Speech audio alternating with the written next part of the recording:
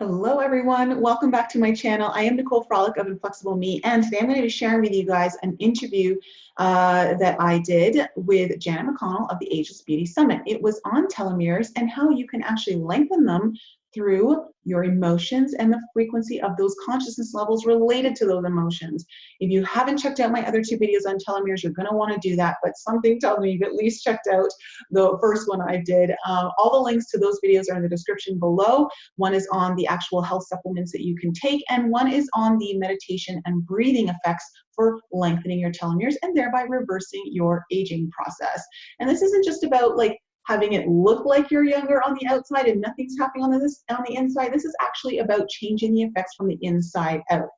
And so in today's video, you guys are going to watch how I explain the correlation between your emotional response to different stresses in your life and how that will impact your telomere lengths, and how you can actually gain control over that and use that to your advantage, not just for living an actual happier life, but having a more youthful appearance while you're doing it. So guys, without further ado, we're going to jump into the video. If you need any more information about me, please head on over to my website, inflexibleme.com. I have a newsletter there for you to sign up for. And I think that's it. Let's just jump into the interview. I hope you enjoy. Lots of love to you all.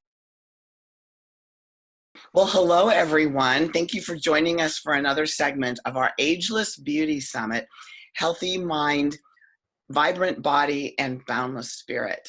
And today joining us, we're very honored to have with us an international speaker and spiritual life coach, Nicole Frolick. Welcome, Nicole. Hi, Janet. Thanks so much for having me here. I'm really excited to do this with you. It's a pleasure. Well, as you know, our audience is really interested in ways that we can age more gracefully, more vibrantly, and to enjoy every day that we have coming to us on this planet. And you have a very big message for us about how it may be possible to change our aging process to some degree.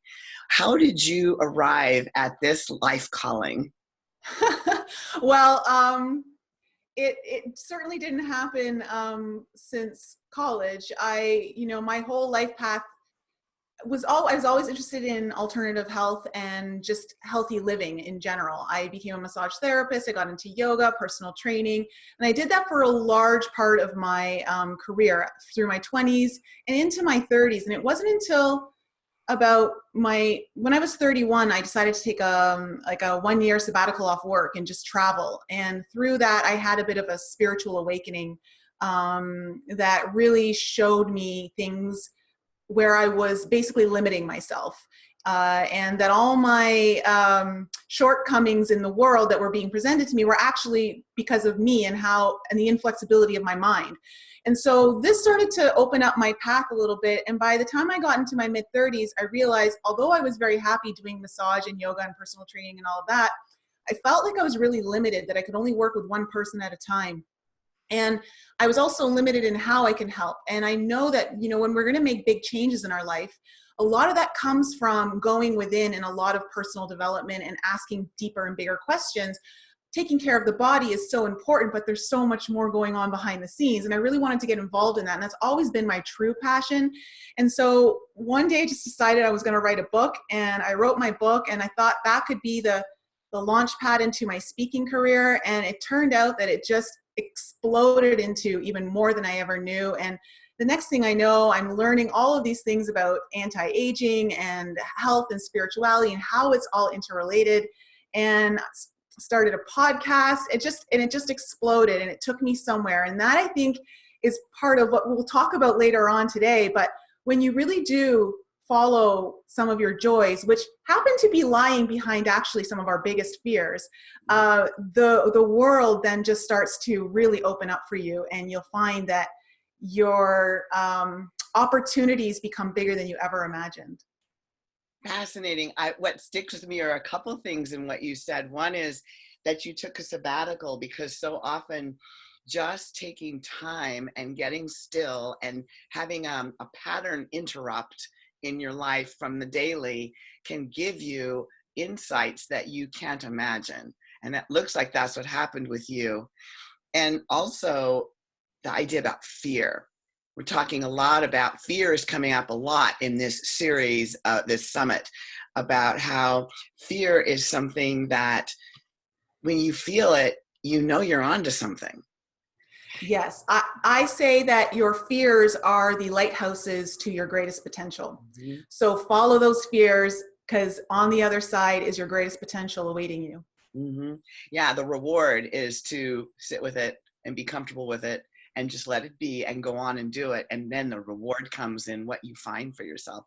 Oh, I love that. Lighthouses. That's an awesome metaphor for that.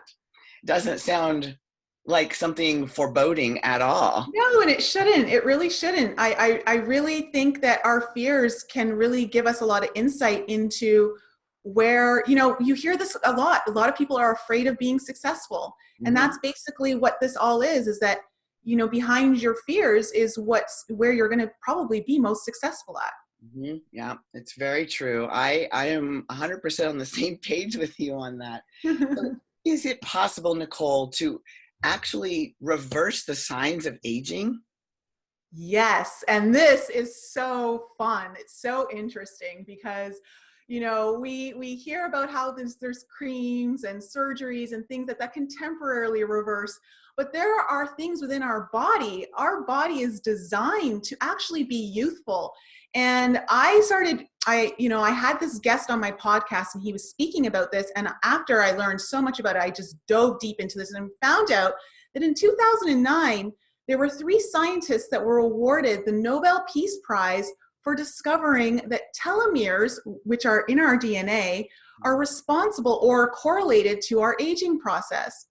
And so telomeres are like protective caps on our chromosomes. So if you think about the shoelaces on your shoes, that little plastic covering that prevents your shoelaces from fraying, well, that's what telomeres do for our chromosomes. And as our cells in our body start splitting as we age, they start splitting, they grow. These telomeres shorten just a little bit every time the cell splits, until it eventually gets to a point where the telomere reaches what's called a critical point. And at that point, the cell just dies. And when the cell dies, these cells accumulate in our body, and that's what shows us as aging. That produces the aging effect in our body. So the question becomes, can you slow down the telomere shortening so that we don't express our aging as quickly? But then what we found out is that you can actually still lengthen your telomeres, that it's possible to not just to prevent the shortening, but you can actually start reversing the hands of time by actually lengthening your telomeres. And there's so many studies that are out there on this. And I know that you watched mine on diet, and I talked a lot about like different supplements and foods that you can do to help reverse the telomere shortening and increase what's called telomerase expression. There's an enzyme called telomerase. And when the body is expressing telomerase, that means that the telomeres are lengthening, and that's a really good sign to have in your body. So I also found out there's so many other things deeper things that are things that we can really control to enhance the telomerase expression and actually turn back the hands of time. So yes, you can reverse the aging process. It sounds so simple and so revolutionary. I mean, I think we as women are so focused on the right eye cream and getting regular facials and eating the right vegetables that help with antioxidants and all these things we can do that are out there in the media. But telomeres, that's actually, if that isn't happening, then all those other things aren't really going to benefit us that much. Yeah, and it's always important to take care of your external environment, but it's so important to take care of your internal environment. Yeah. And so there are things that you can do food and supplement wise, but I really wanted to talk more today because on the actual emotional and spiritual effects that we can do on an energetic level and how that affects our aging process. Mm-hmm. Right. Yes. So there's, what is the leading cause then internally when our telomeres start to shorten? What's the biggest factor that makes that happen? Well, I mean, if anyone's ever gone to the doctor and you have an illness or you find out you've got some sort of a disease, whether it's just the beginning stages or whatever it is, most times doctors will say the cause is stress. And we hear this all the time. Oh, stress is the main cause of a lot of the things that are going wrong and why our body's breaking down and getting older. But, you know, stress is such a hard thing to quantify and qualify. How do we do that and actually apply it into our lives and understand, like, okay, I know I shouldn't be stressed, and I know there are certain things that kind of stress me out, but can we actually quantify and qualify our stress? Because if we can, as humans who tend to be very much linear thinkers, us, like, women tend to be a little bit more abstract in our thinking, so we can kind of navigate this usually a little bit better than men, not always, but we tend to think a little bit more abstract. But in general, we as humans tend to need to grasp onto the intangible, and we need something to grasp onto. So when you talk about things that are in our physical reality, like such as food and diet, we know exactly how to count calories, know how to, like, how much food to portion out on our plate to eat well. But do we know how to portion our stress? And do we know how to, like, apply that in a way that, you know, we can understand it when we're in certain stressful states, and how to get ourselves out and how to quantify that? That's something that not a lot of people are talking about and teaching people how to do. And it's actually possible to do that. So when we think about stress, and you're going to be familiar with this, you have positive stress and you have negative stress. Mm-hmm. So positive stress, an example of positive stress is when we work out. Mm-hmm. A positive stress is using weights to build muscle mass, to increase bone density. You know, this is an example of positive stress. It promotes growth. But there is also positive stress that promotes internal growth, personal development. Okay, now there are negative stresses that also affect us in a negative way. So negative stresses have emotional correlations, such as fear, anxiety, when we worry, when we're angry, when we're experiencing guilt or shame. Like, these are all negative emotions that are related to stress. As with positive stress that can promote personal growth, there's like happiness and joy and peacefulness, willingness, courage to try something new. These are all are correlated with positive stress.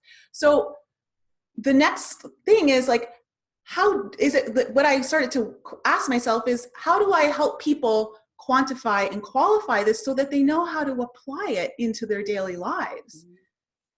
Yeah, I can see where I've heard before that, you know, even though there's happy stress in your life, it can still wear you out, which sounds kind of like the opposite. But at the same time, stress has to be at the root of it all, because even speaking with an Ayurvedic doctor in this series, when she talked about how you can eat all the right vegetables, all the organics, you can do all the exercise and all those things, but at the end of the day, if you don't slow down and meditate and process and get those things out of your system, you're just going to go right ahead and age. And she said, the proof is, if you think about somebody that you know who's pretty old, like in their 90s, and maybe have a martini now and then, and maybe even smoke a cigar, like, they're breaking the rules and they live forever. It seems like it's because they're happy and they're not upset about anything. And it kind of negates that idea of all those other things, which is interesting. Yes. Excuse me. And, you know, there's something to be said. We sometimes forget how powerful our mind is. Mm-hmm. Our belief systems, you know, carry frequencies. They carry an energetic frequency. Mm-hmm. So if you're constantly believing that martini that you may have once a week or twice a week, whatever, you know, if you just focus more on the happiness that it brings, if you're really enjoying that martini, then I'm all for saying, yeah, go for it. No matter how old you are or what it is, if there's pure enjoyment there, that frequency is carried in. And we're going to talk about frequencies and emotions and how that actually promotes telomerase expression. Well, how do emotions play a role then? Well, so when I was 21, which was 20 years ago, I was seeing a naturopath, and she gave me this book. It was one of the first books she gave me to read, and it was called Power versus Force by David R. Hawkins. And this book, for the most part, went right over my head. It was a very intense read, but there was valuable information that I was able to grasp onto. And he designed this scale of consciousness related to our emotions and how each emotion carries a frequency, which he tested through muscle testing, which is also called applied kinesiology. And so I learned this 20 years ago. So when I started reading studies that were being done on telomeres and how they were trying to see a correlation between telomere lengths, the length of your telomeres, and how you respond to stressors in your life. And they started to find a correlation that how we habitually respond to stressors is correlated to our telomere lengthening. And so when we respond more positively to stressors in our environment, we are having longer telomeres. People who were able to do that had longer telomeres, and those who weren't had much shorter telomeres. So they discovered through these studies that there is a strong correlation to how we adapt or perceive stresses. And I want to use the word perceive because it's very important. Our mind is so powerful. So this scale of consciousness is really important. So I was talking earlier about how do we qualify and quantify our emotions and stresses. So there is actual scale here. When we think of death, that is zero. There's no life force left. There is actually a scale of consciousness that goes up starting from death. Now, there is such thing as shame, which is at the level of 20. When you go above shame, you go to guilt. That's 30. 50 is apathy. Grief is 75. When you hit 100, you finally hit fear. Okay, anger is 150. And 175 is pride. Once you hit 200, you've hit a critical point. Now remember, in telomerase expression, but when our cells die off, the telomeres hit a certain length. It's called a critical point, and that's when the cell dies off. So there's these critical points that happen that provide us almost like these, I want to say the quantum leap. And this is what happens in the scale. So as soon as you hit 200, you hit what's called the level of courage. So this is where there's a critical point that happens where our consciousness moves from destructive consciousness into constructive consciousness. So when you look at the scale below 200, if you're falling in the levels of, if you're experiencing fear, you're experiencing at the level 100, you're experiencing grief, you know now that all of these emotions that you may be feeling are destructive levels of consciousness to your health. They carry a low frequency rate. Wow. As you go up and you start experiencing more constructive consciousness levels such as courage, willingness, the desire to want to do things for yourself, to not be the victim, but to be proactive in creating your life. Acceptance and forgiveness is 350. Then you move into reason and eventually gets up to love, which is the next critical point where there's another quantum leap, where once you hit that energy level, it's like you've just jumped something, like you're now, your conscious awareness is really expanded. And that's when you start above love, believe it or not, is joy, and then peace, and then comes enlightenment. And so when you're experiencing joy, or when you're experiencing courage or willingness or any of these other emotions, you've now moved into this constructive state of consciousness.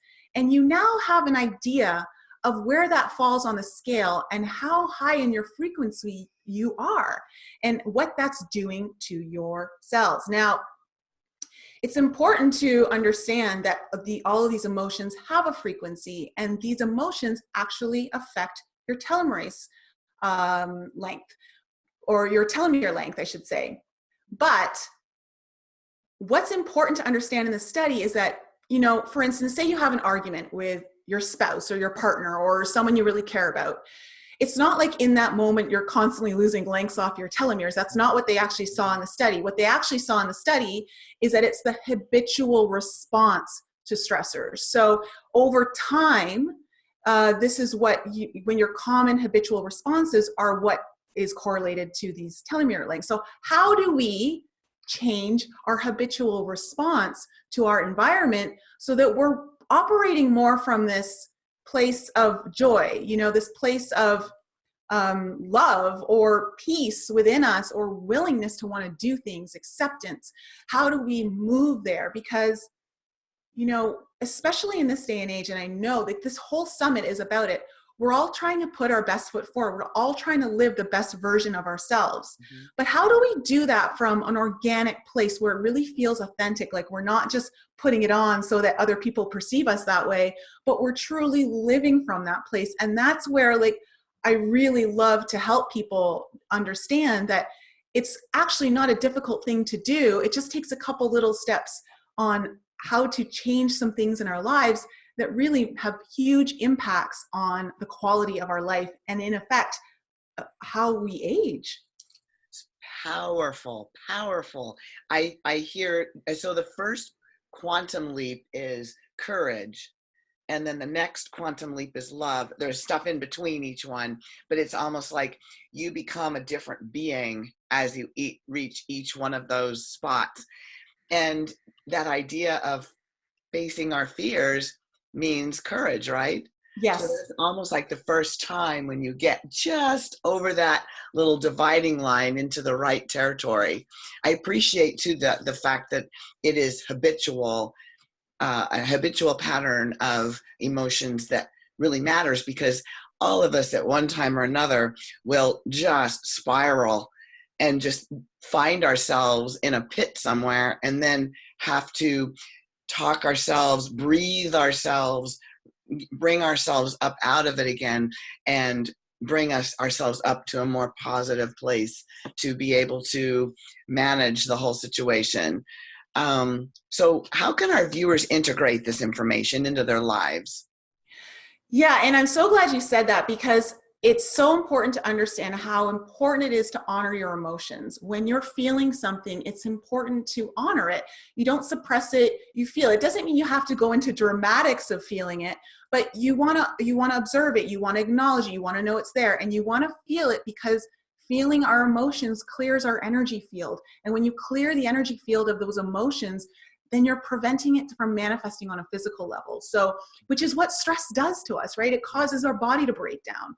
So I'm really glad that you brought that up, because I don't want anyone to think that they can't ever experience anger or they can't ever experience fear. This is a natural process of being human and how we move forward in life. Mm-hmm. It's just, you don't want to dwell in it. You don't want it to become habitual. Right. So, how we can actually integrate this into our lives, and anyone who's watching this, is one of the things I really like to talk about is our perception of our external world, everything that we see. And I am a firm believer that our external world is a reflection of our internal world. So everything that's going on inside of us in here, it's showing up out there. So if you're seeing a lot of chaos, if you're seeing a lot of disharmony, if you're seeing a lot of angry people in your life, and all, the likelihood is that that's somehow within your own environment, because we perceive what is going on inside of us. Mm-hmm. And so one of the greatest ways to shift our reality is to shift our perception.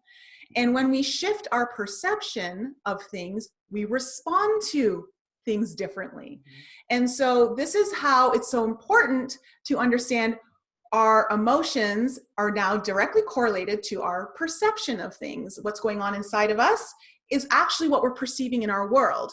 So you'll notice that if you tend to be a happier person, and you're just perceiving everything a lot differently. When you're really happy on the inside, you're going to perceive life on the outside in a different way than someone who's not very happy. They're maybe going through a hard time in their life, and they're really down. They're not going to perceive their external environment in a happy way. And that's how we can anchor into this ability to perceive things differently. So perception is all about just shifting. So one of the things I learned in yoga is the reason why we do headstands in yoga is because our heart is above our head. And we see the world now in an inverse, right? Everything's still the same, but the way we perceive it is differently. And perhaps our heart is now leading instead of our head, which is below our heart. Yeah. And this kind of comes into this whole reality of how do we perceive things? Because there are infinite ways of perceiving our reality. We can be the person who perceives ourselves as the victim and things happening to us, happening against us, or we can shift into courage. We can shift into willingness to want to do better, to want to be in control of our lives and start to perceive our reality in a different way. So one of the ways that we do that is by changing the internal environment. And one of the things that I really realized is that, you know, we hear this a lot basically in any kind of self-help community. It's very common to hear, you just need to love yourself. And as much as that saying makes me cringe sometimes when I hear people say it, because no one actually knows what that means or how to do that, is that it's true. However, how do we love ourselves? And the important thing is to find out what makes you happy. What can you do in your life? And I'm stressing you, not anyone else. How do you do things in your life that really make you happy? And so I started to think of all of the things that I really enjoy doing. And when I was doing something that I didn't realize made me really happy, I started taking note of it so I could do it more often. And so I started to implement things in my day-to-day that I could make sure that I was always doing that made me happy. And for me, like working out or going for a run makes me very happy. Maybe taking a bath makes me really happy. A really nice glass of red wine at the end of the day makes me very happy. Listening to jazz music, going out with my girlfriends, spending quality time with people who are uplifting me. Mm-hmm. There are so many things that dancing. Sometimes I'll just have a dance party in my own room, you know, just me, just because it lifts up my energy levels. Do things that make you happy. When you start to do that, you're creating habitual patterns that you're experiencing joy. Joy is a frequency that is even higher than love. And when you start creating more of these habitual patterns, you're resonating at a frequency that's very high. Something that I haven't talked about here that I really want to stress to people so they understand the power of resonating at higher frequencies. They've discovered through this consciousness scale that we as individuals have the power to affect the consciousness levels of multiple people. This scale of consciousness moves in a logarithmic scale. So it's not like simple arithmetic where, okay, if shame is at 20 and guilt is at 30, then I've just gone up 10 points. It's to the power of 10. Okay, so it's logarithmic. So it's huge leaps every time you're going up into the scale. And so what they found is that when you hit willingness, okay, which is 310, you have the ability to counterbalance everyone who's below 200. You as one individual can affect, I believe it is 70,000 individuals. Wow. Just at being at willingness. Now, if you are in joy, it is much higher. I believe at Love 500, it's 750,000 people. Wow. So this is why helping yourself is helping others. You must first take care of yourself before you can take care of anyone else. And just by taking care of you, this scale of consciousness depicts that you can actually take care of hundreds of thousands of people by counterbalancing the negativity within our collective consciousness. And I think that's so empowering. And so when we find ways to find joy in our life, and it doesn't even have to always just be joy, but it could just be as simple as doing one little courageous act every day. You know, anything that's within that scale of 200 and higher is so important to just implement in your day. And every time you're doing these little acts, it's like you are anchoring in that frequency for yourself over and over into a habitual pattern, which is going to lengthen your telomeres and help you look younger. Well, Nicole, I think that I can speak for myself and maybe even our viewers that by listening to you today, we have all lengthened our telomeres because I feel so much joy coming from you and true love for what you do. And I absolutely believe what you're saying. I've experienced it myself. I know that it makes such a difference when you can change your perception. You have the ability to do that. And how you can actually, if you get observant, you can watch the people around you kind of sit up and change. You can see physically, if you're in a group of people that are kind of neutral, they shift for the positive. You have the power to do that. And it's just very inspiring. I should tell our viewers that you have written a book called Inflexible Me, Expanding Past Inflexible Barriers, and it's for body, mind, and spirit. So this is the book you're talking about that you wrote at the very beginning when you started this journey. Are there any, what project are you excited about? Anything that you're working on next? Do you have like a, I don't know, like a podcast or a project, or what's next for you in 2019? Yes, I thank you so much. I'm working, well, I have my own podcast. It's a spiritual podcast, and it's called Enlighten Up, and that is actually one of my deep joys. And it just really, it's one of those things that just, I decided one day I wanted to do it, and I had no idea it would grow into where it has grown into now. And just the amount of people who write in saying thank you for, you know, putting out the information that we do is just so rewarding. And so doing that, and I'm also doing a cruise in January. It's a conscious conference at sea. So I'm hosting a conference there, which I'll be speaking at with a bunch of other great keynote speakers. So that's really exciting, and that's in January. And that's really cool. Yeah. That sounds like a lot of fun. So you're mixing business with pleasure. It's all pleasure at that point. The way you got to do it. Why not? Yeah, exactly. So your podcast, what is the exact location where people can find it? It's called Enlighten Up, and it's available on iTunes and pretty much every other podcast app out there. And so just Enlighten Up, or you can go to our website, enlightenup.us, and you can visit our website there. Okay, that's wonderful. I'm sure you're going to get some responses from people who want to continue this conversation. Well, it's been an absolute pleasure to speak with you today and to get a better understanding of how we really do have the power to lengthen our lives in a way that makes it more fulfilling and more enjoyable, and we can share that message with other people. So thank you, Nicole. Oh, thank you. It's been such a pleasure. You're doing a great work here. I'm so happy that you're putting this summit together and making all this information available to so many. So thank you. Thank you for saying yes. All right. Well, we'll say goodbye for now.